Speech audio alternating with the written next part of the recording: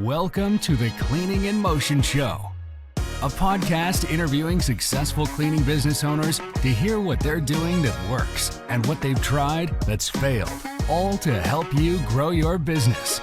And now, on to the show. Welcome back to the Cleaning in Motion Show, the go-to podcast for insights and strategies in the commercial cleaning and facility management industry. Today, we're excited to welcome Lyn Askin. Lyn is a dynamic force in the world of business, renowned for his expertise in marketing and his exceptional skills as a master coach. Beyond guiding numerous business and agencies to success, he's also the man when it comes to implementing the Entrepreneurial Operating System, or EOS, to help companies achieve clarity, focus, and growth. With Lyn's unique blend of marketing knowledge and deep understanding of EOS, we're set to explore how these principles can revolutionize your cleaning and business. So grab your notepad and get ready to dive deep into the world of EOS with Lyn Askin and discover how to bring clarity, focus, and growth to your cleaning business. So Lyn, welcome to the podcast. Excited to have you here. And yeah, man, hopefully people will see and you can explain better than me why EOS is so important and why people should consider implementing in their businesses, or at least reading the book. I've been a loud voice of EOS in the cleaning industry, but people are just like curious, but not curious enough to start pulling the trigger, and that's what I want to change in today's conversation. So yeah, welcome to the podcast, man. Thanks, Sam. It's great to be here. I really appreciate it. That was a great intro. I hope I can live up to all of that. So I appreciate you. No worries. So Lyn, before we dive to the world of EOS, if you don't mind sharing a bit about your journey, who is Lyn Askin, a little bit about your background, and how did you find your path into marketing and business coach? Oh, sure. Sam, I've been an entrepreneur my whole life. I had a paper route when I was 9 years old, started a mobile disc jockey business in my teens. In my early 20s, I started building computers. And then in 1996, I actually built one of the very first online auctions. And so I think eBay hired their first employee in 1996 also. And so we were kind of on the forefront of the internet back then. I built my first e-commerce store in 1997, and then started building websites for other people, and spent the last 20, 25, 26 years running a digital marketing agency. And so, during that journey, we had sort of the same challenges as everybody else does in business. We had maybe a lack of clear vision about who we were and who we served. We had a difficulty sort of differentiating ourselves from the other agencies. We had a handful of employees that felt like maybe they were 1 foot in the door and 1 foot out, sort of maybe a lack of commitment. And probably that was because of our lack of real vision. And then, of course, we had a lack of accountability all the way to the top. And so, but despite all that, Sam, we had a really, really good business and I've lived a really good life. And, business has been really good for us. But I think it was September of 2020, I collapsed in my yard and I had this massive pulmonary embolism. I had just this huge wake up call. And as I was rushed to the ICU, and as I was laying there fighting for my life, Sam, all I could think about was what kind of mess did I just leave for my wife and my son? My wife was going to have to go to my office. She would have had to fire all of our employees. She was going to have to lose all of our clients, and she would have had to lock the door behind me because, my business relied 100% on me, and I didn't really have a business. I had a job. And so obviously, I thank God I recovered and I survived. But I knew from that moment on that I had to make a change in my life and in my business. And I think that's, what my first initial thought was, man, now that I've recovered, it took me probably 3 months to feel good again. But I said, man, this business is killing me. I have to sell this. And I don't know if you know this or not, Sam, but you can't sell a job. So, uh, I mean, and because the business relied so much on me, the business wasn't really sellable. And so I went on a mission to systemize my business and grow my business and scale my business. And so I started studying like what does a business look like that is sellable, that is, that somebody would want to purchase, that makes sense for somebody to acquire. And so I looked through a lot of different things, watched a lot of podcasts, read a lot of books, and I found EOS. I had bought the book Traction. You can see it sitting back here on my desk. I bought that book in 2014, but I read it just like a lot of people, and it's a pretty heavy book. And I thought, oh, that's really nice, but I don't know how to get that implemented. But in early 2021, after my pulmonary embolism, I was just on a mission to systemize my business, and I actually hired a professional EOS implementer to come into our business and help us install this framework to help us get more of the right stuff done. And we had a pretty remarkable transformation. We 3x'd our revenue over the next year and a half. We 7x'd our profits. We grew from 10 employees to 27. And most importantly, Sam, I was able to sort of take myself out of the day-to-day operations of my business and do more of the things that I love, which is coaching and helping others grow their businesses. And so EOS just had such a massive effect on our business. It was such a game-changing moment for us to put this into place and to be able to free ourselves up and to be able to grow and to be able to scale that it just, it was just a natural extension of my coaching business that I became an EOS implementer. Oh, nice. It's definitely a very impactful story. You had a wake-up call that you came stronger on the other side, no? That made you realize what a lot of us sometimes want to ignore, no? That is that we have a job and not a business. And I think you hit a key there, because I see a lot of business owners, and sometimes including myself, no, we become this workaholic, which is not a healthy people, and not because of passion and we love what we do. It's because we are so dependable in every decision and every turn that the business has to make, that it's hard just to unplug for a little bit and see things from a different perspective, no? Yeah. Yeah, I like to say that EOS, I like to say that it changed my life, but the truth is it probably saved my life. I was killing myself. I was working long hours. I was working, 10, 14, 16 hours a day. I wasn't sleeping much. I was constantly always thinking about my business. I was always worried about the emails and that would be coming in and the challenges we'd be facing, and it just never ended. And it caused a lot of stress in my life. And EOS was just such a big game changer for us that I think it saved my life. So let's talk about the basics of EOS for the listeners who are not familiar. Could you give us an explanation? I would encourage people to also put in ChatGPT what is EOS and explain it as a 5 years old, which is my favorite prompt. But yeah, I would love to hear from you. How do you explain to someone who's not familiar EOS?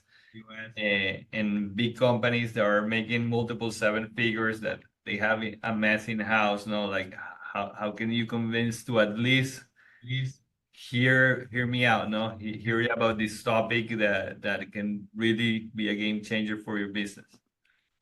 Sure. EOS just a simple set of tools and practical concepts that have been around for 100 years and will probably be around for 1,000 more. There's no magic or magic beans or magic or silver bullets here, right?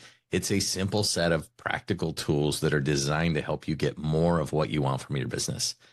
So EOS at its core helps you focus on getting better at three things: vision, traction, and healthy.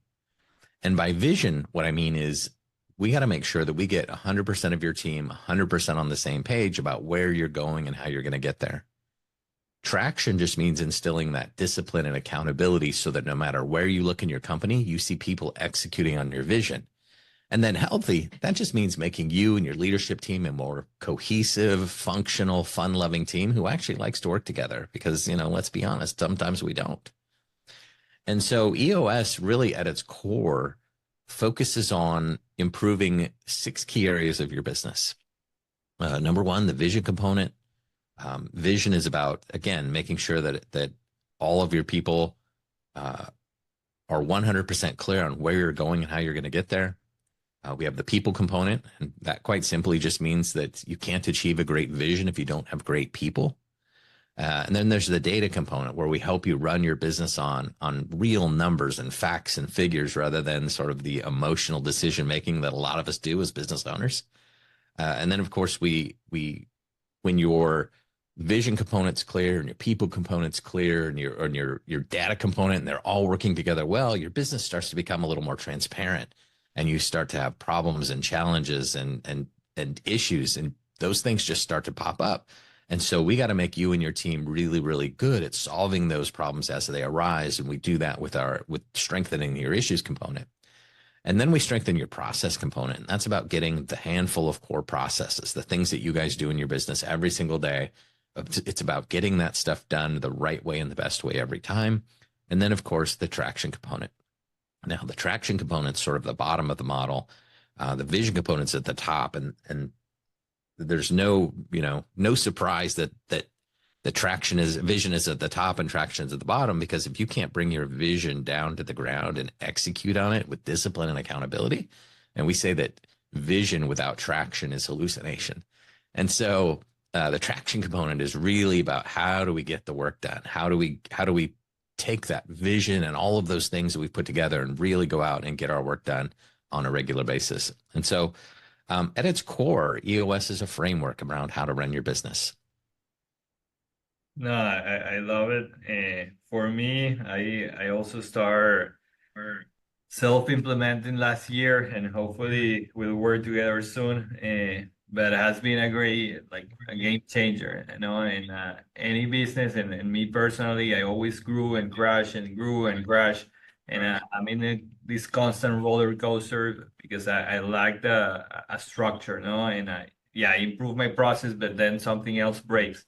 And the reality is that I don't have clear steps on how to manage the business, besides all these departments, And I think EOS model, it's an amazing framework that the beauty is that it can apply to any business.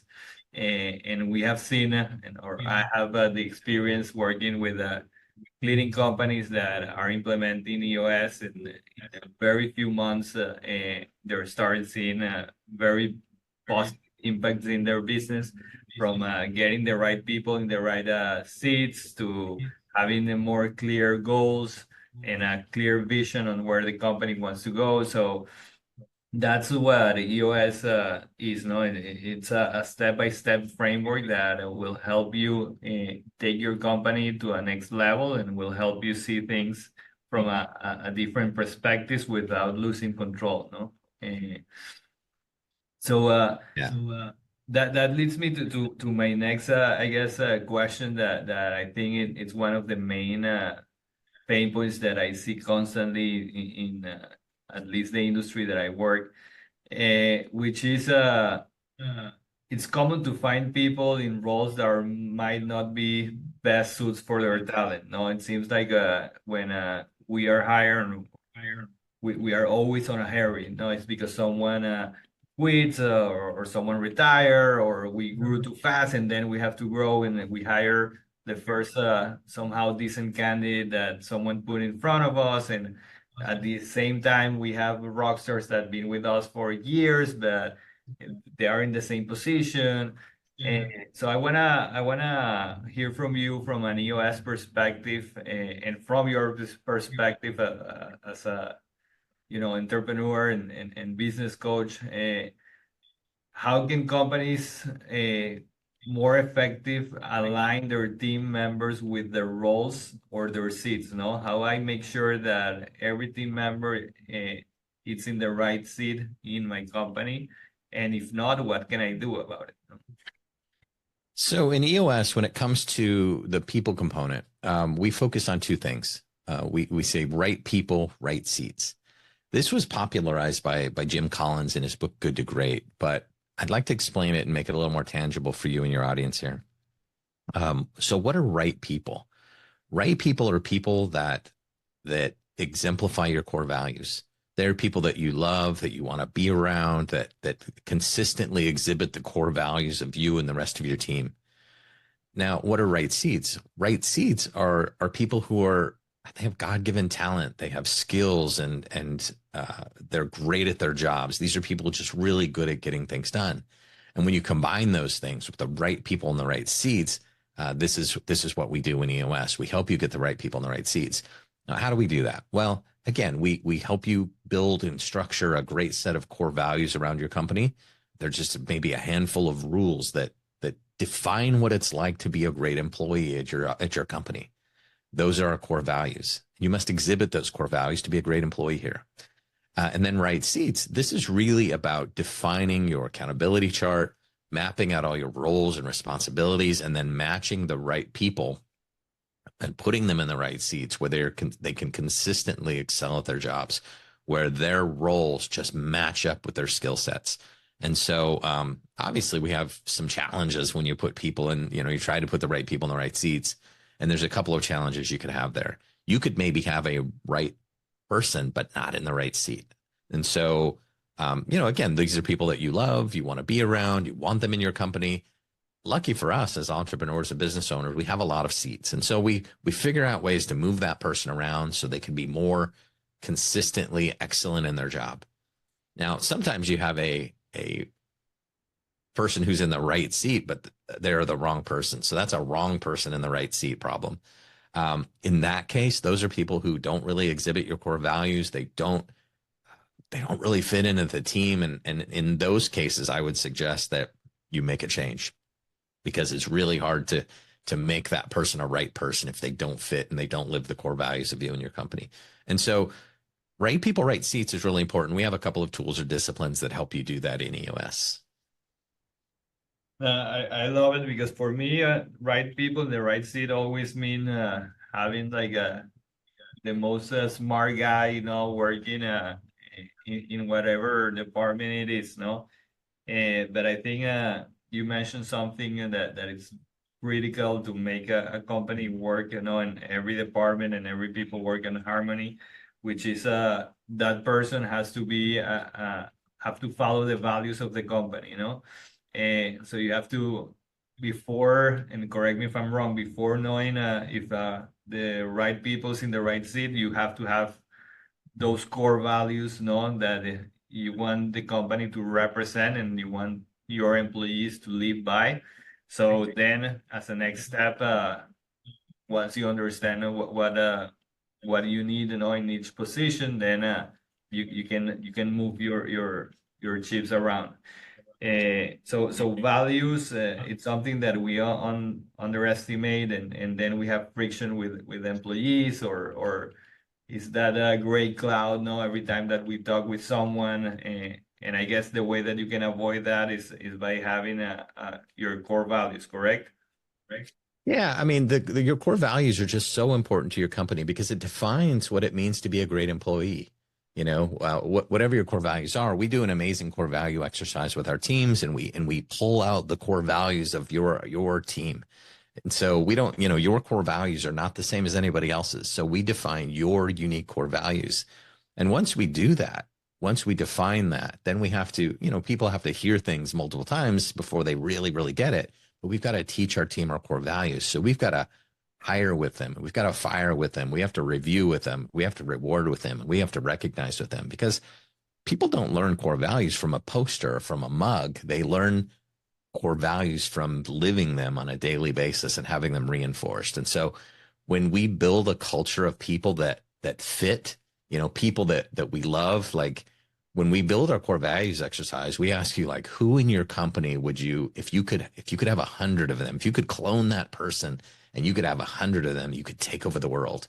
And then we map out, what are the qualities? Why did we list that person? What are the qualities of the people that we want on our team? And so then we go about making sure we get the right people in the right seats. No, love it. So one of the other things that for me was personally a game changer in EOS, and it's that besides putting structure in your business, it also sets a lot of accountability, no? Which in most businesses there is a lack of accountability for everything, no? And there is a lack, and maybe you can share in your opinion, why do you think there is a lack of accountability? Because I know before I implemented the OS, that was my case, and I see it all the time because I have weekly meetings with all of my clients, and we serve more than 80 facility management service providers, and what we try to get in those meetings, besides, of course, the marketing, the sales, and so on, it's accountability. If they don't do their part, I cannot succeed, and vice versa. If I don't do my part, no.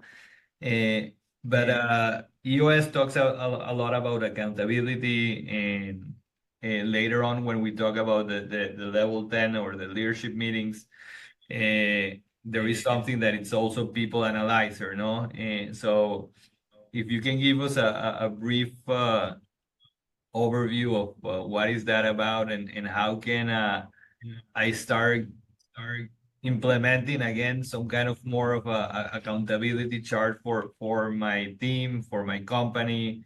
How do I make sure that everybody knows what they're supposed to do? Yeah, sure. Accountability starts with clear expectations. It starts with a clear list of things that you're responsible for and things that you're expected to do. And so in EOS, we have a couple of things that really help with accountability. One is a scorecard. So everyone on our team has some sort of metric they're responsible for on a regular basis. We also have our set of core values, so they know exactly what kind of behaviors they need to exhibit on a regular basis, who they need to be, how they need to, sort of act or behave, or how to treat the clients. Depends on what the core values are. And then, of course, we have level 10 meetings where we hold them accountable on a regular basis. So we're checking on, are you doing the things that you say that you were going to do? So we look over the to-do list. We have a scorecard, make sure everybody's meeting their metrics. Everybody has something called a ROC, which is a 90-day business priority. And every week we're checking in on your ROC to make sure that you're making progress. And so there's a lot of accountability in EOS, but it really starts with those super clear expectations about what it means to be a great employee at this company, and what are the expectations of the role or the responsibility of the job that you're in. And so all of those things combine into this, obviously, sort of what I think is this beautiful system that helps you get more of what you want from your business. One of the things you mentioned that I'd love to touch on just a little bit, you mentioned the people analyzer. The people analyzer is a tool that we use in EOS. We sort of use it quarterly with our team, and we analyze the person, with real kind of information here. And what we're trying to determine is, do our people consistently exhibit our core values? And so we rate them on a scale of, do they exhibit this core value most of the time, some of the time, or rarely? And so we have a set of expectations around whether or not our team is really living our core values. And this people analyzer allows you to do that with your team. And not only that, it allows you to have great conversations with your team, because you can walk with a team and you can say, hey, look, I just want to, remember when we hired you, we told you how important these core values were. We reinforce them every Friday on our call. Here's a couple places that I think you're doing really well. But here's a place where I think that there's room for improvement. And you can have a conversation about, whether or not they're really delivering excellence, or, being a team player, and whatever the rules are, or the core values that your particular company has. And so the people analyzer allows you to kind of see, in real facts and figures on whether or not somebody's really living these core values. And then it allows you to have great conversations with them about how they can improve and what it means to live that core value, and some examples of ways that they can improve their performance. So I think, yeah, there is something, there is a lot of to unpack now there, but one of the things that people miss a lot is communicating their vision, communicating in this case their core values with the team. So how do you go about communicating core? It might be a super simple answer. It might be a little bit more complicated. No, I think it's just as simple as it sounds. But how often do you communicate your values to the team? How often do you share the expectations of what they should be doing in each role? How do you, again, level expectations so you have the ideal dream team, no? Well, I think that, there's a couple of ways to think about this. We have to stay connected as a team. And so there's a couple of different ways we could be connected. Circles could never connect, which obviously bad things are going to happen when you never communicate with your team. And there's another way that might not be so great is when you're too connected, when you're just on top of them and you got to watch them and you got to be on top of your team all the time and you're having a meeting every morning and you're just like, it's too much. I think that in EOS, we have what we call the meeting pulse. And so it's what we try and determine is what is the right level of communication between you and your team. How many meetings should we have? Can we have really, really great meeting a week versus, a morning huddle, that sort of thing. And so our core values are reinforced often. I mean, like I said, we hire with them, we fire with them, we review with them, we recognize with them, we reward with them. And so our core values are super prominent. And then, of course, they're being held accountable in their regular level 10 meetings to the things that they're supposed to be doing and getting done with our scorecard and with our rocks and with our to-do list. No, great. No, I appreciate again sharing all that knowledge and for all of you that are more interested, again, there is a lot that the book will give you, and it will take you as far as hopefully. For me, at least personally, the book took me far enough to start taking action, and then by watching videos, to talking with coaches like you, and in the future, of course, it's having that implementer coming in and helping you see things without any emotional attachment, so you can really implement this model and change, the whatever it's making you stuck and don't allowing you to grow.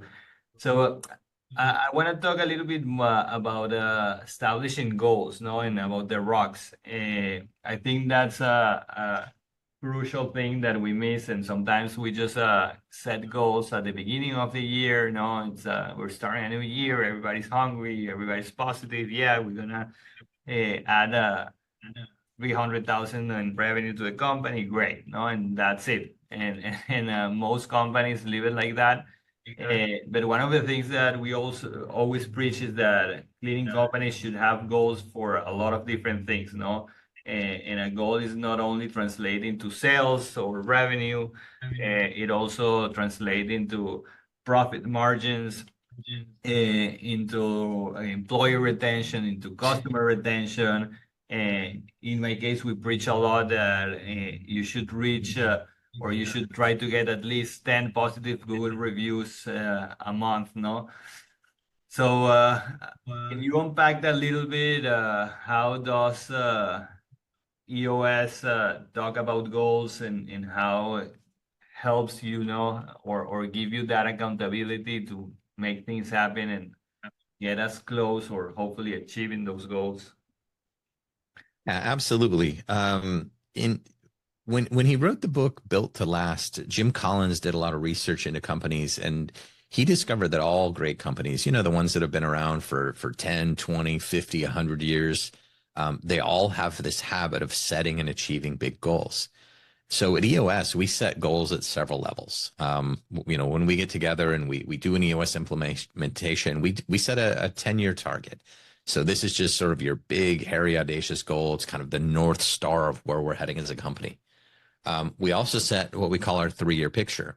And this is about defining, we define your revenue goal, your profit, your measurables, those sort of things. But then we go about defining exactly what this company needs to look like just 3 short years from now. Okay. And so we map that out, because if we can all see as a leadership team, we can all see it, we can picture that in our mind's eye, the chances of actually achieving it are just significantly greater. Okay. And then we're going to bring that down to the ground even further. And we're going to make it real with a 1-year plan. And we're going to do the same thing. We are going to set a revenue goal. We're going to set a profit goal. We're going to set a measurable goal. And then we're going to set 3 to 7 company goals for the year. That might be, making sure we have this system in place, or maybe it's, expansion, or whatever that is for the year. We create these 3 to 7 big goals for the year. Then we bring that down to the ground and we create a 90-day world. And in our 90-day world, this is really about, we're going to do an exercise where we determine your biggest business priorities for the next 90 days. And we call those your rocks. Now, this is really about creating a 90-day world in your company where we get together every quarter. We look back upon our last quarter to see how we did. We're going to make sure we're all still on the same page, because sometimes we're not, right? And then we set a new set of rocks for the next quarter so that you and your team are crystal clear about what you need to do and what you need to execute on for the next 90 days. Then we get back again every quarter and we do it again. And we just get in this cycle of execution mode where we are just moving closer and closer to those goals that we set for ourselves. So when Gino created EOS, one of his advisors came to him and said, "Hey, Gino, where are you going with this EOS thing?" Right. And so Gino said, "Hey, my goal, my big, hairy, audacious goal for EOS is to have 10,000 companies running on EOS." And his advisor was like, "Whoa, that's a lot. How many do you have now?" And Gino said 53. And he's like, "Oh my gosh, how the heck are you going to do that?" And Gino said 90 days at a time. And that's the basis of EOS. We set big goals and we achieve them by taking chunks out of them 90 days at a time. What's the joke? How do you eat an elephant? 1 bite at a time. The same thing here. We take chunks and bites out of your big goals every 90 days. Nice.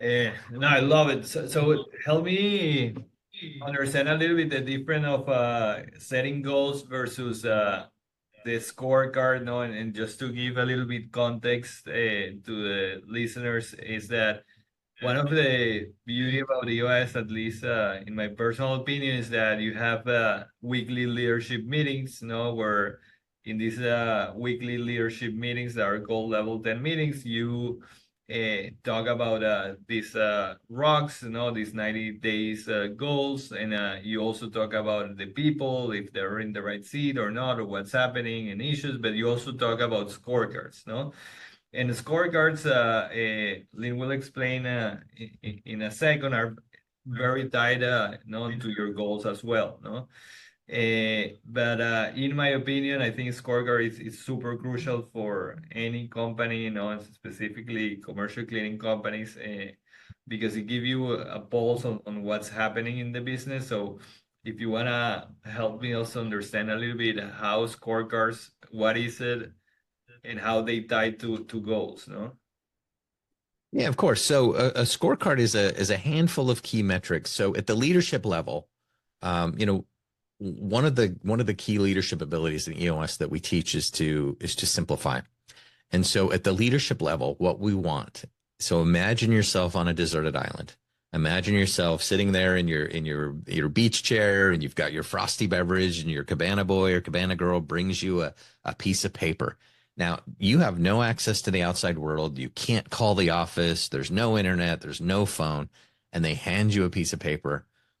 On that piece of paper is a set of numbers that give you an absolute pulse on your business. You got to be able to look at this scorecard and know, hey, are we having a good week in sales or a bad week in sales? Are we having a good week in marketing or a bad week in marketing? Are we having a good week in operations or a bad week in operations? Are we having a good week with our customers or a bad week with our customers? And are our employees happy or are they not happy? So you got to be able to look at this scorecard at a glance and get a really, really good pulse on your business. So that's the concept behind a scorecard, is we want to have a set of metrics that we can look at and really understand if we're on track or off track. And then, of course, we tie those metrics to goals. And so we have a goal for every metric. Every metric has an owner, so somebody's responsible for each of these metrics. And then we tie that with like 13 weeks of data, so we can look and we can spot the trends, and we can see, oh no, we've had a bad week in sales 2 weeks in a row. what are we going to do about this, rather than wait till the end of the month and just look at our profit and loss statement and see that we've had a bad month. We can catch that ahead of time by looking at a weekly scorecard and seeing that, hey, we're a little bit off here. What do we need to do to take some action? Because this is one of the most important metrics in our business. And so scorecards give you a pulse on your business, and it's really a preventative tool, and it's a look forward tool. In some ways, it can predict your profit and loss statement. Because if I look at your scorecard and I see your sales numbers down 2 weeks in a row, 3 weeks in a row, I know what's going to happen at the end of the month, right? And so when I can see that scorecard, I see everybody's on track and I see everything's going well, I know we're going to hit our goals. But when I see a number on that scorecard that we didn't hit a goal, and maybe we haven't hit it 2 weeks in a row, we certainly have to drop that down to the issues list, and we got to tackle that in our level 10 meeting and figure out what we're going to do about that. So a scorecard is a tool to give you a pulse on your business.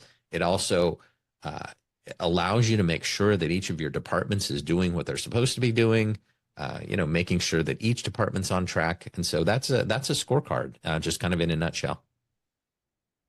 So I want to share with you, just to open a little bit the mind to our listeners, some of the metrics that commercial cleaning companies can track on a weekly basis, to make sure that they're on track and have a pulse on the business, because the first thing that we think about is sales, and how many clients did I get this week, which is the most obvious one. But sometimes you do not grow on sales, and the reason it's many other things that can be tied to operations or people, so on.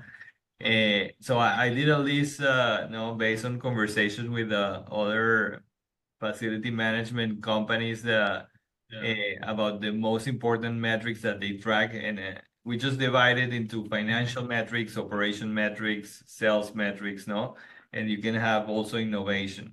So it's just like 4 different buckets.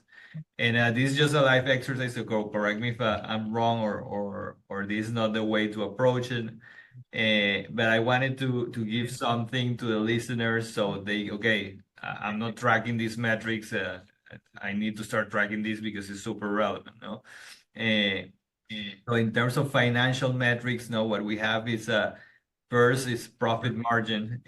Sometimes in this space there is such a crazy pricing war, that I believe a lot of the companies that we work, unfortunately, they are not profitable, or the profit margin doesn't make sense. So profit margin, also the cash flow, understanding how much cash is coming in the business. You have to have, of course, your monthly recurring revenue.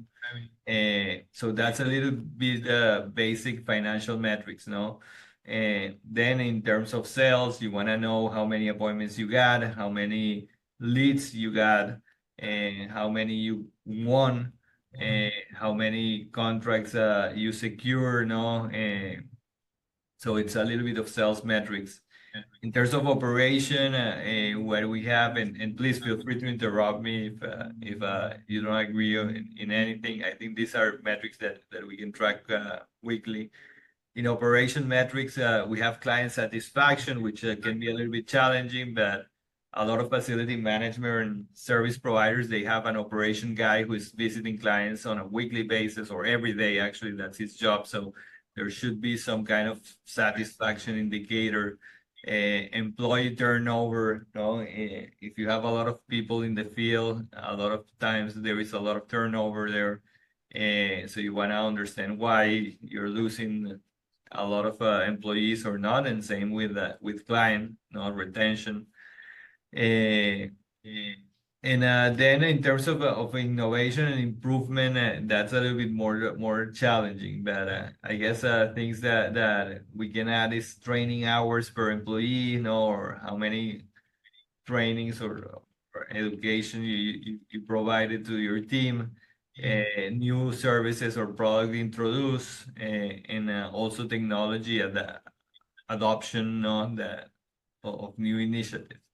So this is me trying to give ideas, and hopefully some of these metrics will resonate to some of the listeners and will spark some action to be taken. But if you have the point here, or the big picture, is that if you have a clear scorecard, clear metrics that are relevant to your business, that you can measure and that you can track on a weekly basis, and it will give you a visibility if you're going in the right direction or not. That's what we want to accomplish with the scorecard, no? So we'd love to hear if some of the things that I said make sense in a scorecard based on your EOS experience, or I Yeah, know it's a lot to absolutely. unpack, but yeah. No, that's okay. Absolutely. I think the key point that I want to make here is that what can be measured could be improved. And so if you are looking to improve a certain area of your business, let's measure it. Let's put it on the scorecard. Let's make sure that we're hitting that number. And just the mere act of scorecarding can make you better.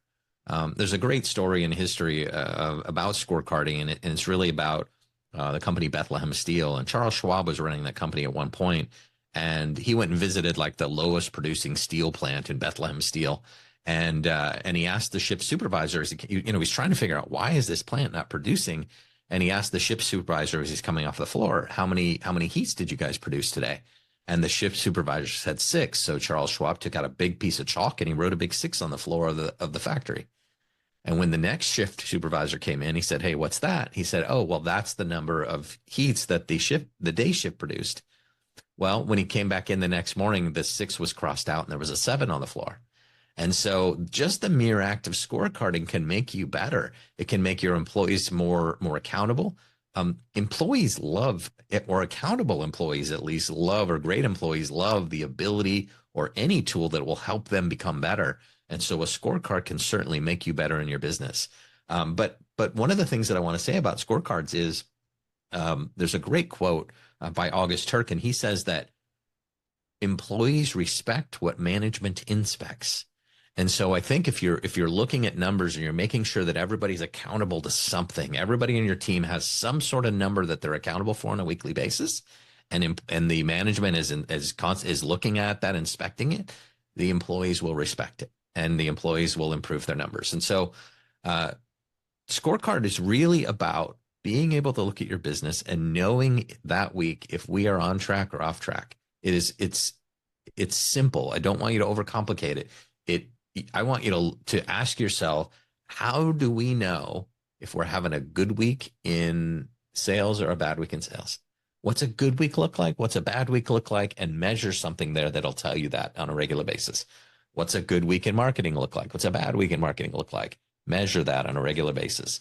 What's a good week with client retention or client satisfaction look like? What's a bad week in client satisfaction look like? Measure it, right? Those are important metrics for each of your kind of core departments. And it's important that all of your departments are strong. You can't just have a great sales department and a poor delivery department and a poor finance department, right? A lot of people say, like, just do sales and sales will take care of everything. That's not true. Great sales can ruin a company quickly if you're not fulfilling well. And so we got to make sure that all of your departments are strong, and it's all super important, and it's a part of EOS. We want to make every department strong, not just sales, not just marketing, not just fulfillment, or not just finance. No, love it. I think you hit a key point, that it's not overcomplicating things. You can start with a couple of metrics and then grow from there, correct? Yeah, that's right. The number one leadership ability we teach in EOS is the ability to simplify.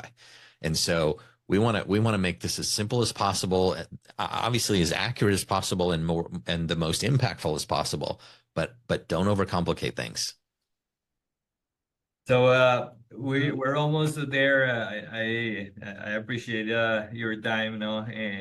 We have just a couple of more questions, Lyn, if hopefully you don't mind. As this has I don't mind at all. very I can talk about EOS all day, and I'm here for you. So we've got all the time you need. amazing. So one of the things that I guess any business in any industry in today's world is the fast pace that technology is going, no? With everything, not only AI, but you also have in this world of facility management, a lot of people still manage their business in Excel. They don't have a CRM. They don't have basic stuff, but you keep adding more noise to this world of technology and marketing, and you can go crazy, looking right and left on what to implement or what to use or not to use, and the FOMO will get you sooner or later. Uh, but at that's one side of the coin. The other side is that you have to take it seriously, because if you don't innovate like any business, sooner or later, no, someone will. And this is a very competitive industry, and you need to find always ways to get ahead of your competitors, no? So I guess in a fast-paced world of facility management, staying ahead of often means innovating. So I wanna hear from you a little bit. How can EOS principles encourage a culture of innovation within the company? How can it helps you, implement or pay attention to all these trends that sooner or later will have an impact in your business? Well, I think the reason that some companies don't innovate is they are just so busy working in the business that they don't have time to work on the business. And EOS is a system that's designed to help you get more of that stuff done, the right stuff done, the right way every time. And EOS is about building a strong leadership team that's thriving in their roles, they're working in their unique abilities. And when we get the right people in the right seats, this empowers your employees. This empowers those that are innovative thinkers and doers. It also frees up the visionary from the day-to-day work that they're stuck working in the business to actually work on the business and do the things that visionaries do. And when you align people's roles with their skills and their passions, your business can really unleash its creative potential. And so this is really about taking that visionary of the company, the person with the great ideas and the big relationships, and freeing them up from the day to day so they can actually do the visionary work and the innovating that we need from our visionaries. So for everyone who has joined us in this episode and it's listening until the end, and it's okay. We spark hopefully something in their minds, and so I need to take action. What is the next step? Like, would you recommend someone who is not too familiar with the US? They just heard for the first time in this podcast, or someone who has heard here and there and now finally click. How can they explore more and start taking actions? Well, I certainly think if you wanted to self-implement EOS, there's a couple of things I want to say. Well, one, you must commit to learning the system. You can't really take EOS like a menu at a restaurant and just pick the couple of items that you want. It's a full process. So you kind of have to commit to the process. But two, I would start with reading Traction by Gino Wickman. This is the foundation of EOS. It's a book. It's on Amazon. It's really easy to find. It's called Traction by Gino Wickman. I would also suggest possibly that the visionary of the company, if you're more of a visionary and you see things differently and you don't want to read a manual of how to implement, but you want to hear the story of EOS and how it's implemented in a company, I suggest maybe either the book or even better, maybe the audio book of Get a Grip. That's written by Gino Wickman and Mike Payton. It's the fable of EOS. It's a fictional story of a company that's struggling, and they put EOS in place and all the changes that happen over time. I think that's a great book for most visionaries, and I really love the audio. I would head over to eosworldwide.com, where you can download all of the EOS tools. You can opt in, and it'll let you download all of the tools and the systems and the process. It's all free on EOS Worldwide. To self-implement, though, a couple of things I like to say is that it is simple. It is a simple set of practical tools, but it's not necessarily easy. It is a fundamental change in the way you run your business, and so you really have to commit, and you have to build a great company culture, and so you have to get team buy-in. And I think that's probably the most important part. If you as the visionary, the leader, are just forcing EOS upon the team, I don't know that it works so well. I think it's really important to maybe schedule a 90-minute meeting with an EOS implementer. It's a free meeting. We'll come in and we'll talk to you and your team, and we'll just describe and explain EOS. I'll learn a little bit about you. You'll learn a little about me. I'll show you all of the EOS tools, and I'll show you the entire process of how to implement EOS in your business. And so I think that's probably a great step too, is just meet with an EOS implementer and have somebody come in with your business and spend 90 minutes with you and really explain the system. And once again, that's absolutely free. Amazing. So I guess that leads me to the final part of the podcast, which again, I'm super thankful to having you here. I know Lyn for the past, I guess, 4 years. He's an amazing human being. He's very well loved in our mastermind where agency owners share strategies. And he is an EOS implementer and one of the best. So please, if you're thinking about implementing EOS, he just put an amazing offer out there. And I would take his word and reach out and explore EOS without any commitment. He will explain further how can this be a game changer for your company and give you some nuggets that you can implement. But Lyn, yeah, we'd love to, if you can share a little bit how people can find you online, if they want to engage with you, where do they look up your information? We will put everything, of course, in the podcast and the episode notes, but please share with the audience how they find you.